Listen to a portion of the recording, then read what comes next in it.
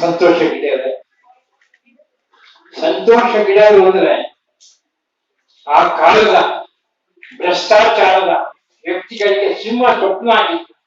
ಮತ್ತೆ ನಿದ್ದೆ ಮಾಡ್ತಿದ್ರು ದುಡ್ಡು ಇಟ್ಕೊಂಡು ಬೇರೆಗಳಲ್ಲಿ ಬೆಳಿಗ್ಗೆ ಬರ್ಬೋದು ಯಾರಿಗೂ ಲೋಕಾಯುಕ್ತರಾಗಿ ಇದಕ್ಕೂ ಬಹಳಷ್ಟು ಜನ ಭ್ರಷ್ಟಾಚಾರನ ಹದವಾಗಿ ಕಟ್ಟಿದ್ರು ಆ ಕಾಲದಲ್ಲಿ. ಅದರ ಮುಂದಿನ ಪೀರಿಯಡ್ಗೆ 5 ವರ್ಷಕ್ಕೆ ಇವರನ್ನೇ ಮಾಡ್ಬೇಕು ಅಂತ ಸಾರ್ವಜನಿಕರಿಗೆ ಬಹಳ ಆಸೆ ಇತ್ತು. ಆದ್ರೆ ಬೇರೆಯವ್ರನ್ನ ಮಾಡಿದ್ರು, ಅದೆಲ್ಲ ರಾಜಕೀಯ ಬೇಡ. ಇನ್ನು ಸಾಮಾನ್ಯವಾಗಿ ಸಿನಿಮಾದಲ್ಲಿ ಸಾಂಗ್ ರೆಕಾರ್ಡಿಂಗ್, ಶೂಟಿಂಗ್, ಅದಾದ್ಮೇಲೆ ರೇ ರೆಕಾರ್ಡಿಂಗ್ ಇವೆಲ್ಲ ಇರುತ್ತೆ. ಸಾಂಗ್ ರೆಕಾರ್ಡಿಂಗ್ ಏನೋ ಮಾಡಿದ್ವಿ, ಚಾಮುಂಡೇಶ್ವರಿ ಮಾಡಿದ್ವಿ.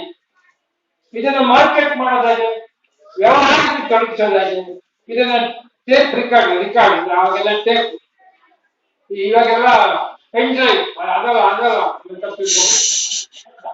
ಪೆನ್ ಡ್ರೈವ್ ಅಲ್ಲ, ಪೆನ್ ಡ್ರೈವ್ ಬಡ್ಬಿಡುತ್ತೆ ಈಗ.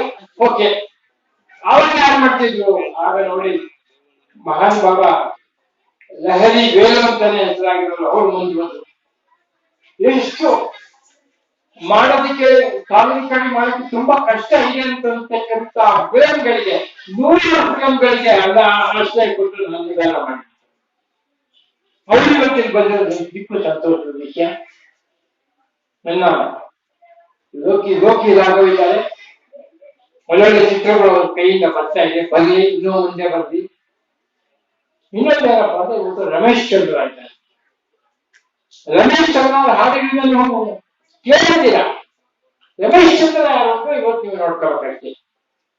ಒಂದೇ ಹಾಡು ಹೇಳಿದ್ರೆ, ಓ ಮಲ್ಲಿಗೆ ನೀನಲ್ಲಿಗೆ ಕರೆಕ್ಟ ಆ ಹಾಡಂತೂ ಕೇಳಿರ್ತಿರೋದು, ಅದು ರಮೇಶ್ ಚಂದ್ರ ಅವರು ಮಾಡಿರೋದು. ಇನ್ನು ಉಳಿದವರಿದ್ದಾರೆ, ಅವರೆಲ್ಲರೂ ಕೂಡ ರಘುವೀರ್ ಬಗ್ಗೆ ಹೇಳಿದ್ರು. ನಾನು ಒಂದು ವಿಷಯ ನಮ್ಮ ಲೋಕಿಗೆ ಹೇಳಿದೆ, ಹ್ಯಾಟ್ರಿಕ್ ಲೋಕಿ ಒಂದೇ ಒಂದು ವರ್ಷದಲ್ಲಿ 5 ಕಾರ್ಯಕ್ರಮ ಮಾಡಿದ್ದಾರೆ. ಒಂದು ಸಾಮಾನ್ಯ